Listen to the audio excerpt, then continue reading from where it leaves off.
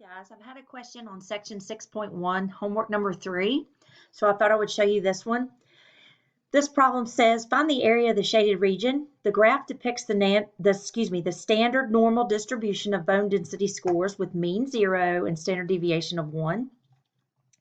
Okay, they've given you a z-score of negative 0.81 over here, and then the area enclosed between that z-score and then the z-score of positive 1.23.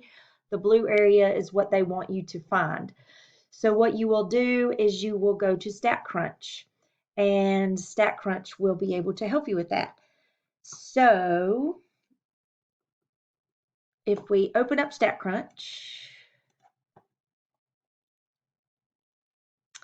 you'll go to Stat, Calculators, you'll go to Normal, and since we're looking for the area between two z-scores, we'll click Between.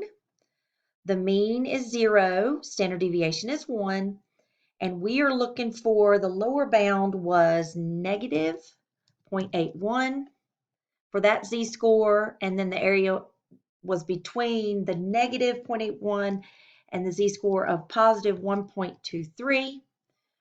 We will click Compute, and the area here is given to be 0.6816.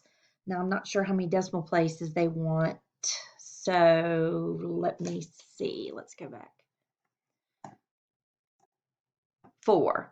So they will want 0.6817 is what they'll want. And so to check your answer, and that's all it is to that one. I hope this helps. Thanks.